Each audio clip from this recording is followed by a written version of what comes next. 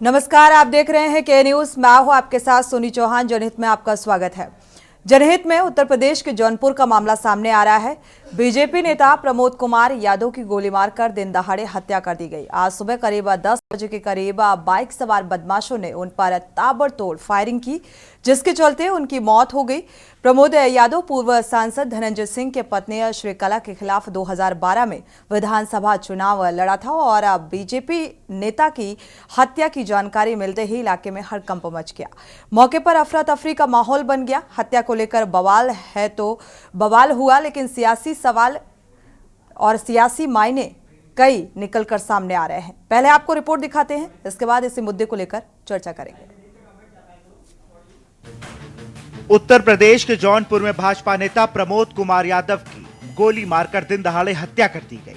सुबह 10 बजे के करीब बाइक सवार बदमाशों ने ताबड़तोड़ फायरिंग कर प्रमोद को मौत के घाट उतार दिया, जिसके बाद जौनपुर की सियासत में सियासी भूचाल आ गया है।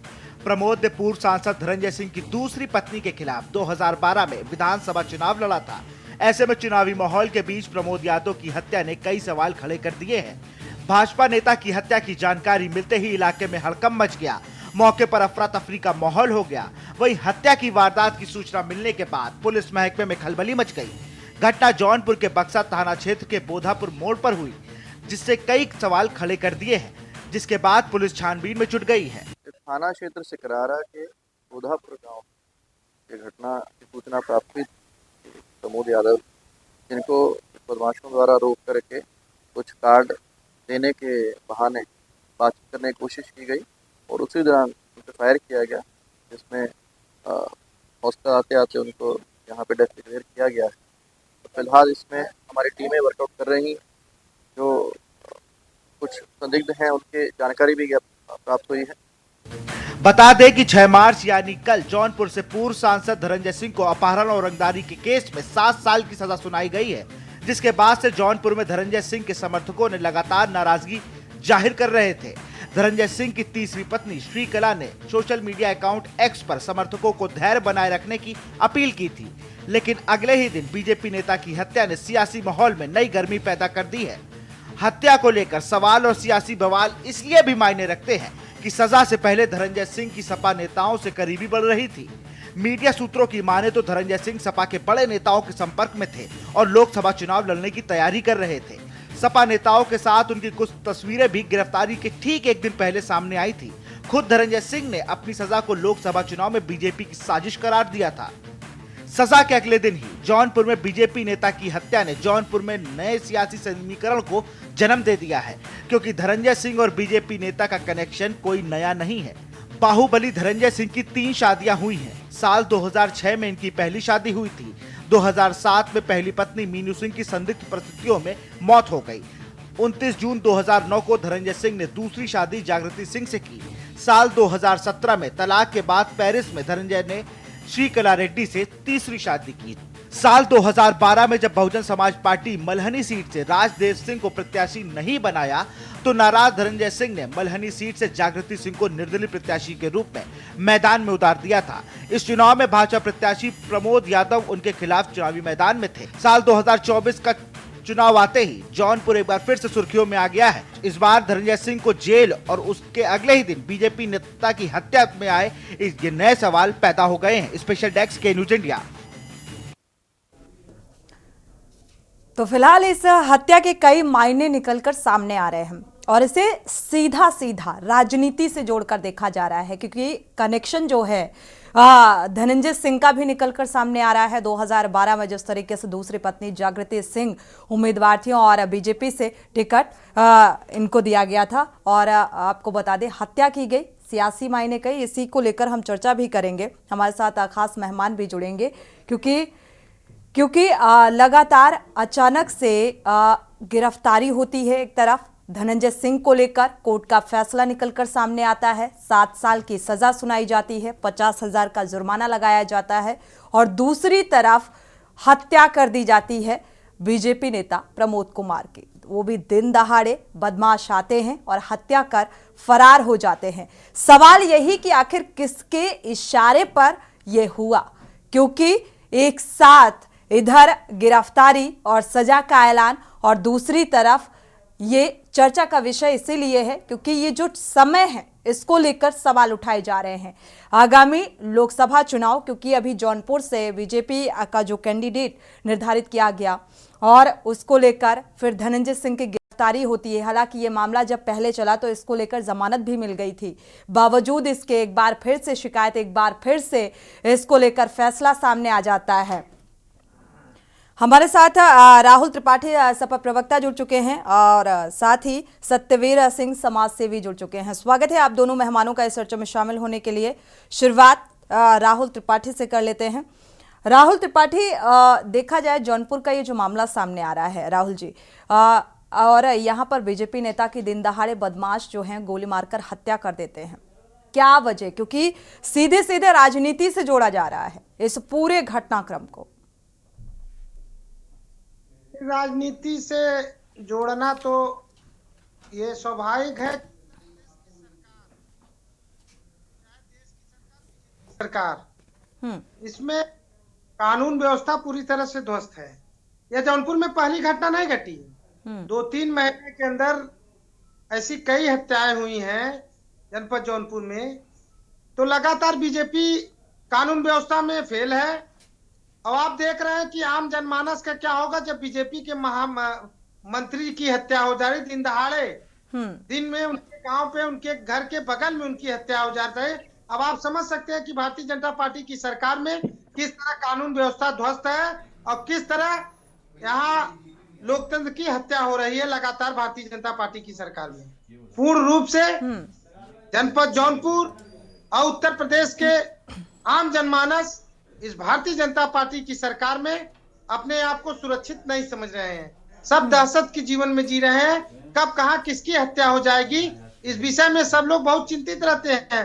आज बहन बेटी परिवार के लोग सही सलामत अगर बाजार में निकलते हैं, जब तक घर लौट नहीं आते हैं, इस भारतीय जनता पार्टी के सरकार में एक दहशत का माहौल है कि कब कहीं लूट हो जाए, कब कहीं हत्या हो जाए। लेकिन प्रशासन और शासन एकदम कान में जू के जितने भी अपराधी हैं आज अपराध हो रहा है। ठीक बात है राहुल जी, देखा जाए तो कानून व्यवस्था को लेकर भी लगातार सवाल उठ रहे हैं कि दिन दहाड़े किस तरीके से जौनपुर में यह हत्याकांड हो जाता है।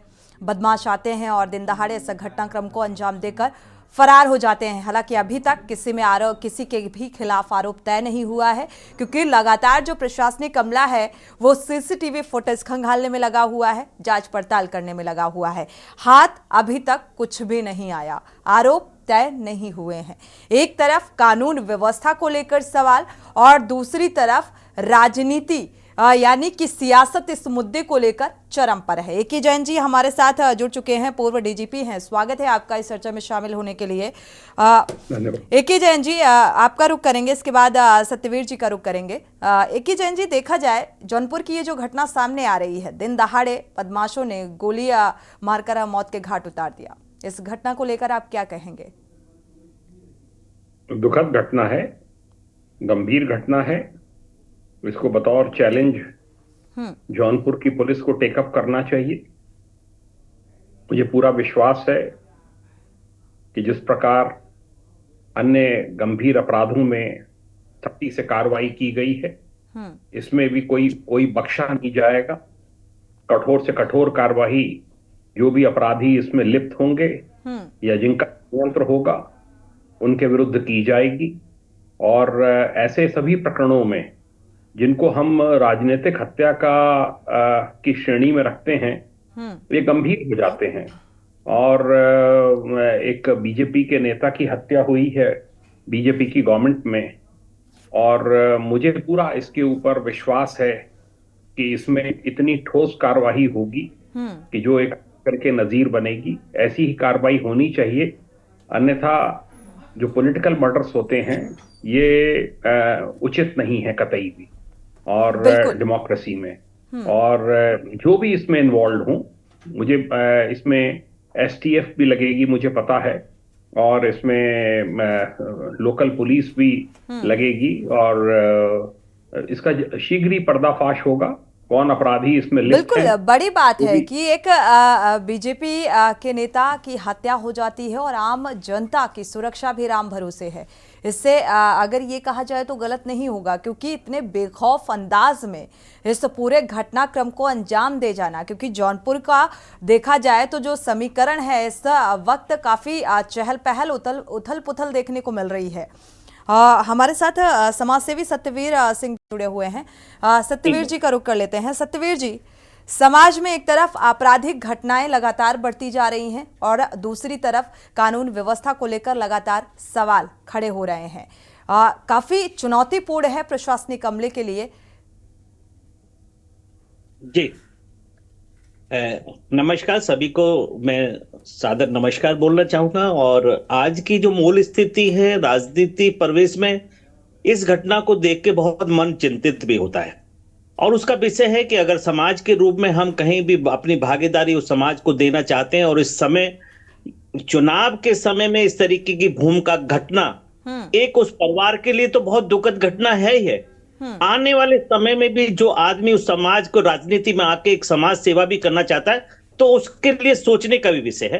तो मैं पुलिस विभाग से भी ये अनुरोध करना चाहूंगा कि दूध का दूध और पानी का पानी हो, और जिससे आने वाले समय में मेरी अपनी भागीदारी यही रहेगी कहने की कि जो हमारे समाज में बहुत सारे लोग इस तरीके हैं जो सोशल सेवा करना चाहते हैं, जो समाज में अपनी भूमिका को आगे लेके कुछ समाज के लिए करना चाहते हैं, उनके लिए अगर पुलिस इसका दूध का दूध पानी का पानी कर पाएगी तो ये सभी के लिए हितकर रहेगा और बहुत ही आवश्यक है ये।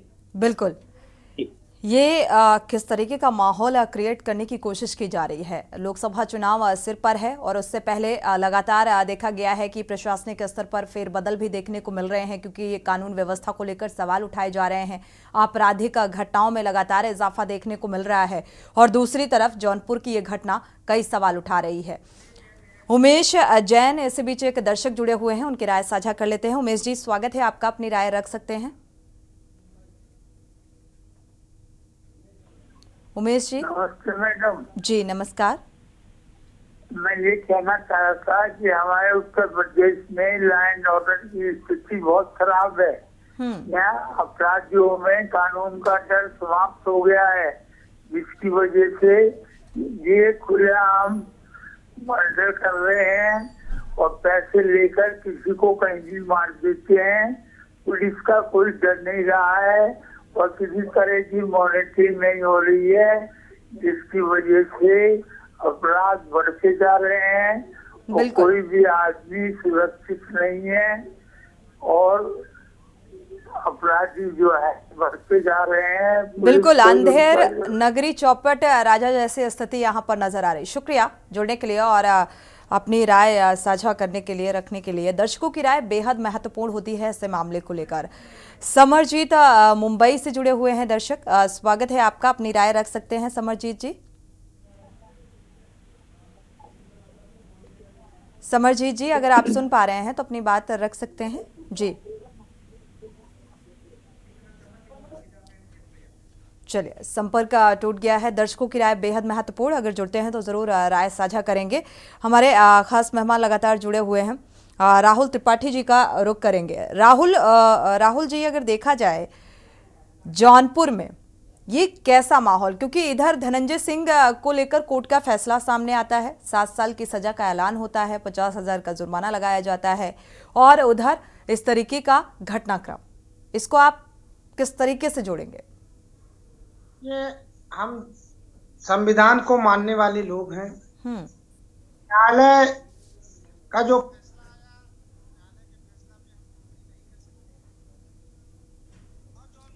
हत्या हुई है, ये कोई आश्चर्यचकित तो घटना हुई नहीं है। बड़े साल बाद हत्या हो गई, जौनपुर में हाहाकार मचा हुआ है। जौनपुर में और पूरे उत्तर प्रदेश की बात मैं कर रहा हूँ। जौनपुर में तो लगातार आप 2-3 महीने की घटना उठा लीजिए।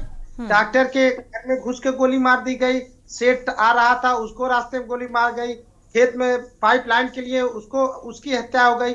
तो हत्या के मामले में जौनपुर मुझको लगता है कि इसमें सबसे अधिक चल रहा है। लेकिन प्रशासनिक व्यवस्था पे, जाति के आधार पे, व्यवस्था के आधार पे क्या निर्णय होता है, क्योंकि हत्या एक जो प्रशासनिक डर होना चाहिए, शासन का डर होना चाहिए। योगी जी जीरो टॉलरेंस की बात करते हैं और आए दिन आप देख रहे हैं कि जीरो टॉलरेंस उनका कहाँ है। हत्या तो गाजर मूली की तरह हत्या करना इस सरकार में अपराधी एकदम बहुत निर्भीक है, एकदम व्यवस्थित ढंग से अपनी हत्या करा, मस्ती आनंद से अपना जीवन व्यतीत कर रहा है। क्योंकि जहां तक लग रहा है कि शासन प्रशासन का पूर्ण संरक्षण अपराधियों पे, भारतीय जनता पार्टी की सरकार में सारे अपराधी आनंदित हैं, खुशहाल हैं, तरक्की के रास्ते पे जा रहे हैं, क्योंकि उनके ऊपर भाजपा के वॉशिंग मशीन में धुलकर अपराध को रात दिन बढ़ावा देने का काम कर रहे हैं, क्योंकि वो भाजपा के मशीन में धुले हुए हैं। अगर ऐसा है राहुल जी, तो ये तो बीजेपी के ही, भारतीय जनता पार्टी के ही नेता थे। प्रमोद यादव की हत्या हुई, अगर अपोजिशन पार्टी होती तो एक बार ये कहा जाता कि शासन स्तर में ये चीज इशारे, शासन के इशारे पर ये काम हुआ, प्रशासनिक अमले के इशारे पर ये काम हुआ। प्रशासन गुंडों को बल देने का काम करती है। मैं इसी हत्या की बात है, इसके पूर्व भी आप उठाकर जौनपुर में देख लीजिए, सेठ की हत्या हुई, डॉक्टर की हत्या हुई। ये मैं कह रहा हूं कि हत्यारे अपराधी जो संरक्षण में है वो सुरक्षित है, जो सरकार के खिलाफ आवाज उठाएंगे उनको या तो जेल जाना होगा या तो शमशान घाट जाना होगा, क्योंकि सरकार के खिलाफ जो भी आवाज उठाएगा उसका या जेल या शमशान घाट। लेकिन अगर सरकार के पक्ष में आप बोल रहे हैं, अगर सरकार की दुहाई तो आप दे रहे हैं, सरकार के बारे में अच्छी बातें कर रहे हैं, तो सारा अपराध आपका माफ है, सारे गुनाह आपके माफ है। सिर्फ आप भारतीय जनता पार्टी का झंडा ले लीजिए, आप भगवा भगवा चिल्लाइए, भगवा पकड़ के पूरे देश में आतंक फैलाइए, लेकिन भारतीय जनता पार्टी आपको वॉशिंग मशीन से धोकर एक सच्चा देशभक्त बनाने का काम करेगी। आपको सच्चा देशभक्त बनाने का काम भारतीय जनता पार्टी करेगी, लेकिन शर्त यह है कि भगवान रंग से आप रंगे हुए हो, सारे अपराध आपके माफ है। अगर भगवा रंग के खिलाफ जाएंगे, अगर भगवा रंग को ऊंची आंखों से देखेंगे, भगवा रंग के आवाज उठाएंगे, तो आपको जेल जाना होगा, आपको शमशान घाट जाना होगा। ये तो अच्छी उपाधि से नवाज रहे हैं आप राहुल जी की सच्चा देशभक्त बनाने का काम कर रही है भारतीय जनता पार्टी। एक तरफ अपराधियों पर देखा जाए तो अंकुश नहीं है, आपराधिक घटनाएं बढ़ती जा रही हैं, जिसको लेकर लगातार कानून व्यवस्था कटघरे में नजर आ रहा है और इसी को लेकर फेर बदल भी किए जा रहे हैं। एक तरफ आगामी लोकसभा चुनाव की तैयारियां शांतिपूर्ण ढंग से संपन्न कराए जाने की तैयारी भी प्रशासनिक स्तर पर की जा रही है, दूसरी तरफ ये घटनाएं अगर सामने आ रही हैं तो इससे किस तरीके का माहौल क्रिएट करने की कोशिश की जा रही है, ये एक बड़ा सवाल है। हमारे साथ समाज सेवी भी जुड़े हुए हैं, सत्यवीर सिंह जी और ए.के. जैन जी भी, पूर्व डीजीपी जुड़े हुए हैं। ए.के. जैन जी, इसके पीछे जो एक माहौल बनता हुआ नजर आ रहा है या एक संदेश जो जा रहा है कि कानून व्यवस्था सुदृढ़ नहीं है, तो इसका जिम्मेदार किसे माना जाए? क्योंकि शासन स्तर पर लगातार देखा गया है, सीएम योगी आदित्यनाथ का भी सख्त रवैया नजर आता है, लेकिन अधिकारी सुनने को तैयार नहीं है। क्यों अपराधों पर अंकुश नहीं लग पा रहा है? जौनपुर में एक के बाद एक ये घटनाएं क्यों दोहराती हुई नजर आ रही हैं? मैं इस प्रकार के मत से सहमत नहीं हूं। बतौर एक्स डीजीपी मेरा ये मानना है, प्रदेश में कानून व्यवस्था की स्थिति सुदृढ़ है। जो संगठित अपराध है जो पहले हुए करते थे वो आज की तारीख में करीब करीब शून्य प्राय हैं। संगठित अपराध के लिए जिसके लिए एसटीएफ का गठन हुआ था, हर केस में मॉनिटरिंग हो रही है, हर केस की समीक्षा उच्च स्तर पे की जाती है। ये घटना जो हुई है, ये मैं इसको खराब घटना मानता हूं, क्योंकि ये पॉलिटिकल मर्डर लगता है, जो मेरा अभी तक मेरी जानकारी है। हो सकता है इसके पीछे कोई और कारण निकल कर आए। मुझे पूरा विश्वास है कि जो एसपी हैं और लोग हैं, आईजी हैं, सब हैं, पूरी टीम लगेगी। एसटीएफ का सपोर्ट चाहिएगा तो एसटीएफ का सपोर्ट तो वो लेंगे, और इन घटनाओं को कतई भी बर्दाश्त नहीं किया जाना चाहिए। स्पेशली लोकसभा चुनाव सिर के ऊपर हैं और इस प्रकार के पॉलिटिकल मर्डर्स जो हैं, इन पर ऐसी कार्रवाइयां होनी चाहिए। अपराधियों के ऊपर बुलडोजर एक्शन जो कहा जाता है, जो मुठभेड़ कही जाती है, वो होनी चाहिए। चाहे इसमें कोई भी अपराधी लिप्त हो, उनके खिलाफ कार्रवाई होगी। कुछ ही समय में निकल कर आ जाएगा कि कौन है इसके पीछे, और अपराधी कोई बचेंगे नहीं, क्योंकि आज की तारीख में बहुत से तरीके हैं एसटीएफ के पास, सिविल पुलिस के पास केसेस को वर्कआउट करने के। कौन है, किन्होंने एक्चुअल शूट आउट किया है और उनको सुपारी किसने दी है या किसने हत्याएं कराई किसके हैं, इशारे पर ये किया गया। बिल्कुल कोई भी इसमें बचने वाला नहीं है। मैं सिर्फ इतनी ही बात कहना चाहता हूँ। और जो और भी घटनाएं होती हैं उनमें सब में सख्त एक्शन हो रहा है, और हम लोग स्वयं, मैं बतौर एक्स डीजीपी और भी बहुत से अधिकारी, हम लोग स्वयं भी इसको देखते हैं, पढ़ते हैं कि क्या क्या एक्शन किस किस केस में हो रहा है। जो भी हत्याएं होती हैं ये दुर्भाग्यपूर्ण हैं, ये दुर्भाग्यपूर्ण हैं, और स्पेशली जैसा मैंने कहा कि पॉलिटिकल मर्डर है, इसलिए और भी ज्यादा दुर्भाग्यपूर्ण है। और इसमें दूध का दूध पानी का पानी 1 सप्ताह के अंदर अंदर हो जाना चाहिए। एक स्पष्ट संदेश चला जाना चाहिए पूरे प्रदेश में कि जिन्होंने ये हिमाकत की है वो और उनके आका बचेंगे नहीं, और उनके खिलाफ भी जो कठोर कार्रवाई आईपीसी की सेक्शंस में है, और बुलडोजर एक्शन है, और मुठभेड़ की कार्रवाई है, वो सब कार्रवाइयां होंगी। ठीक बात। 1 हफ्ते का समय लग सकता है, एसटीएफ को भी ये जिम्मेदारी जांच की सौंपी जा सकती है, लेकिन लगातार, क्योंकि ये पूर्व डीजीपी ए.के. जैन जी का एक बेहतर एक्सपीरियंस रहा है, उस आधार पर इन्होंने अपने बातों को रखा। लेकिन अभी भी कुछ जो अधिकारी हैं वो शायद इतने ईमानदार अपने काम को लेकर नहीं है, जिस तरीके से ये सवाल उठते हुए नजर आते हैं।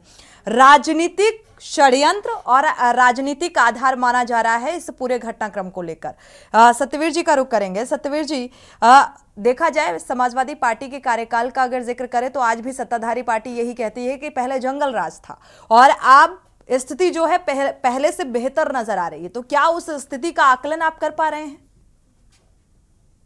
मैं बस अपने शब्दों में यही कहना चाहूंगा कि पहले से तो प्रासंगिक और स्थिति पहले से बहुत सुधरी है, इसमें कोई संशय नहीं है।